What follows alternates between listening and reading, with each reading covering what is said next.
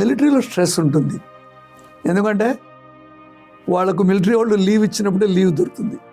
మీలాగా ఇంట్లో పడుకొని నాకు లూజ్ మోషన్ అయింది, నేను ఈరోజు రాను అని చెప్పడానికి లేదు. సో మిలిటరీ వాళ్ళకి 24 hours డ్యూటీయే. ఆల్దో ఆఫీస్ లేకుండా ఇంట్లో ఉండొచ్చు, కానీ ఎప్పుడు అవసరమైతే మిలిటరీ యుద్ధానికి పోవాలి. సివిల్ వార్స్లో కూడా పార్టిసిపేట్ చేయాలి, కెలమిటీస్లో కంట్రోల్ చేయాలి. లాస్ట్ ఎన్నో ఇయర్స్లో భారతదేశంలో వరదల్లో చిక్కున్న వాళ్ళకి, చార్ధామ్లో ప్రాబ్లం అయినప్పుడు, కేరళలో ప్రాబ్లం అయినప్పుడు పోలీస్ సిబ్బంది పాపం కంట్రోల్ చేయలేక చివరికి మిలిటరీ వాళ్ళని ఆదుకున్నారు. అంటే మిలిటరీ వాళ్ళు నార్మల్ సివిలియన్ పాపులేషన్ కంటే దృఢంగా ఉంటారు. వాళ్ళకి ట్రైనింగ్ ఎలా ఉంటుందంటే, నేను ఎందుకు చేయాలో నువ్వే పో అని చెప్పడేవు. ఒక ఎమ్మెల్యే కానీ, ఎంపీ కానీ, మినిస్టర్ కానీ పోయి high ఆల్టిట్యూడ్లో -25 degreesలో ఉండగలరా?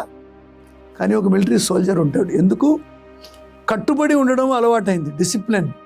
As your posted to Kashmir అంటే వెళ్ళిపోతాడు అంతే. అని పెళ్ళం లేదే, పిల్లలు లేదే, మిలిటరీ క్వార్టర్ లేదే, జీతం వస్తుందో రాదో తెలియదే, అక్కడ మంచి ఉంటుందా అడగడు. అదే డిసిప్లిన్. అందుకనే అన్ని దేశాల కంటే ఇండియన్ ఆర్మీ ఎందుకు గొప్పది, యుద్ధాల్లో బాగా యుద్ధం ఎందుకు చేశారు అంటే వాళ్ళకి ట్రైనింగు చాలా గొప్పగా ఉంటుంది. తర్వాత మిలిటరీలో ఉండే డాక్టర్స్కి కూడా చాలా గొప్ప రెస్పాన్సిబిలిటీ. నేను కూడా ఒక మిలిటరీ డాక్టరే. నేను కూడా యుద్ధం చూశాను, డెజర్ట్ ఎక్సర్సైజ్ చూశాను, మంచు -28 degreesలో కూడా ఉన్నాను. తక్కువ టైంలో ఉన్నా కూడా ఆర్మీలో అన్నిటినీ ఎక్స్పీరియన్స్ చేశాను.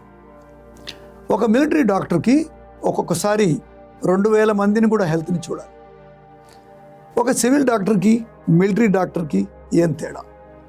సివిల్ డాక్టర్ ఏముంది, ఆ టైంకి కూర్చొని వచ్చిన 4 జ్వరాలకి నొప్పులకి మందులు ఇస్తాడు. మిలిటరీ డాక్టర్ అలా కాదు.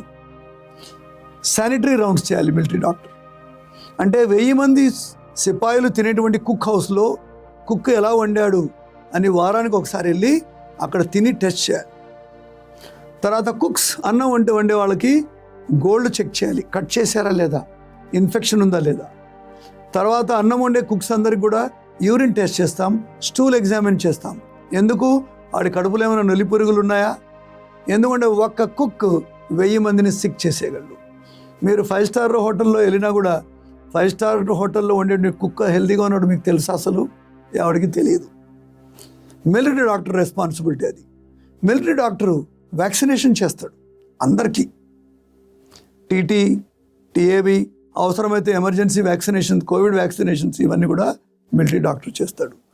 మిలిటరీ డాక్టరు పరేడ్లో, పీటీలో, గేమ్స్లో ఆడేటప్పుడు అయ్యేటువంటి చిన్న చిన్న స్పోర్ట్స్ ఇంజురీస్ అన్నిటికీ ఒక స్పోర్ట్స్ డాక్టర్ లాగానే ఆయన ట్రీట్మెంట్ ఇస్తాడు. తర్వాత యుద్ధాలకు పోయినప్పుడు ఒక్కొక్కసారి 2000 మంది 3000 మంది వెళ్ళినప్పుడు వాళ్ళకి కావాల్సిన ఆహారానికి సంబంధించిన ప్లానింగ్ అంతా మిలిటరీ డాక్టరే చేస్తాడు. అసలు చాలామందికి తెలియదు మిలిటరీ డాక్టర్ అంటే ఏదో నార్మల్ డాక్టర్ ఉద్యోగం చేశాడు అనుకుంటారు. No.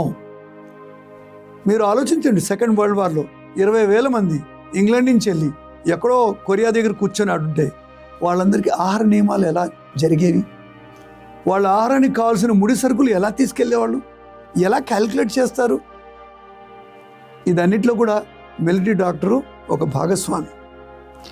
Last but most important, ఎన్నో యుద్ధాల్లో మిలిటరీ డాక్టర్కి ఒక ర్యాంక్ ఉంటుంది. నేను ఆర్మీలో ఉన్నప్పుడు మేజర్గా ఉంది, ఇప్పుడైతే మైనర్ అయిపోయాను, ఆర్మీ లేదు కాబట్టి. ఒక మేజర్ అంటే నేను ఒక మిలిటరీ డాక్టర్ కానీ వేరే ఆఫీసర్తో సమానమే. సపోజ్ ఒక యుద్ధంలో వేరే ఆఫీసర్ చనిపోయినప్పుడు మిలిటరీ డాక్టరే యుద్ధాన్ని తీసుకెళ్ళాలి. 71 వార్స్లో కూడా ఎన్నో యూనిట్స్లో మెయిన్ ఆఫీసర్ చనిపోవడం వల్ల అక్కడ ఉన్న డాక్టరు, ఎందుకంటే బై ర్యాంక్ వాడు కెప్టెన్, మేజరు, కల్నల్ కాబట్టి ఆయనే యుద్ధానికి లీడ్ చేయగలిగాడు. సో ఒక మిలిటరీ డాక్టర్ అనేది ఒక మంచి జాబ్. బయట డాక్టర్స్ కూడా మిలిటరీలో జాయిన్ కాండి, మిలిటరీ డాక్టర్ కాండి. మీరు ఇక్కడ ఏముంది మీ హాస్పిటల్లో, మీరు లేకపోతే ఇంకోటి ట్రీట్ చేస్తాడు, ఇంకోటి లేకపోతే ఇంకోటి చేస్తాడు. ఇంకోటి లాస్ట్ బట్ మోస్ట్ ఇంపార్టెంట్, ఒక పీస్ స్టేషన్లో ఉన్నప్పుడు మిలిటరీ హాస్పిటల్ ఉండి కూడా సాధ్యమైనంత వరకు రెజిమెంటల్ మెడికల్ ఆఫీసర్ ఆయనే అందరినీ ట్రీట్ చేస్తాడు. ఫ్యామిలీస్ని, ముసలి వాళ్ళని, పిల్లల్ని. ఫర్ ఎగ్జాంపుల్ నేను పూనాలో ఉన్నప్పుడు నా యూనిట్లో 1000 మంది మనుషులు, దాదాపు 800-900 మంది వాళ్ళ ఫ్యామిలీ మెంబర్స్. అంటే ఈ 2-3 వేల మందికి జవాబుదారీ నేనే. పొద్దునే కమాండింగ్ ఆఫీసర్ అడగొచ్చు మిలిటరీ డాక్టర్ని, ఏమయ్యా హెల్త్ ఎట్లుంది యూనిట్స్? All fine sir. మరి వాడికి సిక్ లీవ్ ఇచ్చాడు, వాడికి ఏమైంది సార్? వాడికి ఏదో స్టమక్ అప్సెట్ అయింది.